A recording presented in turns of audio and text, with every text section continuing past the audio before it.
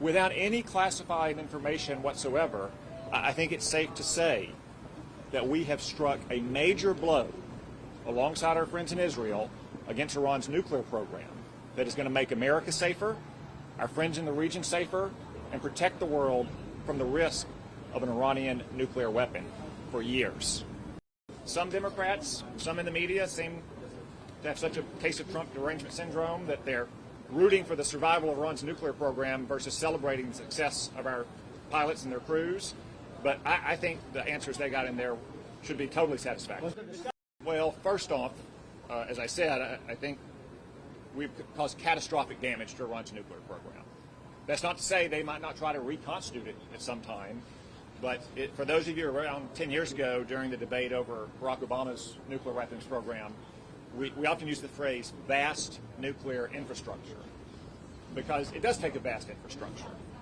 And I know everyone's very focused on what happened at a couple of these underground bunkers or what happened with canisters of uranium, but if you look at the whole span of what happened over 12 days, the targeting of Iran's nuclear scientists, the underground bunkers, the centrifuge manufacturing sites, the gas-to-metal conversion sites, that's why we're confident, since all of those are single points of failure in an effort to get a nuclear weapon, that we have had an extraordinary success.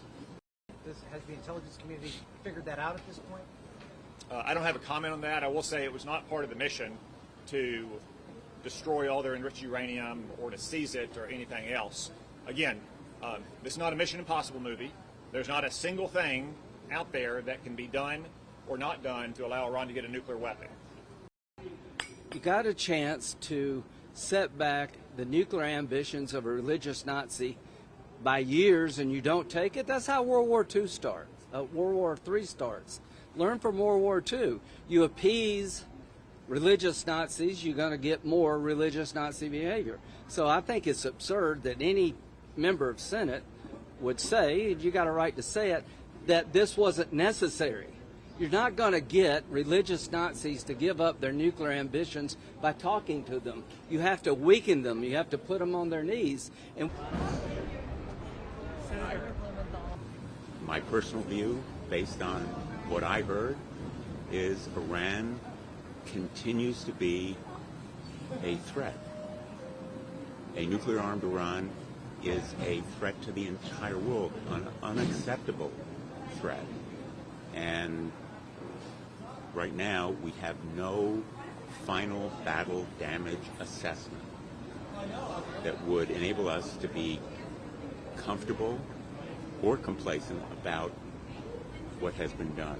Listen, to me it still appears that we have only set back the Iranian nuclear program by a handful of months. There's no doubt there was damage done to the program, but the allegations that we have obliterated their program just don't seem to stand up to reason.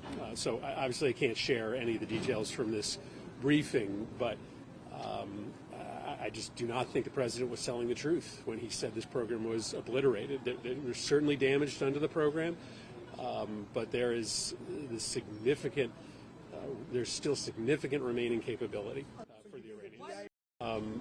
Ultimately, the only way to truly constrain Iran's nuclear program is diplomacy. You cannot bomb knowledge out of existence. No matter how many scientists you kill, there are still people in Iran who know how to work centrifuges. And if they still have enriched uranium and they still have the ability to use centrifuges, then you're not setting back the program by years. You're setting back the program by months. The only path forward is diplomacy.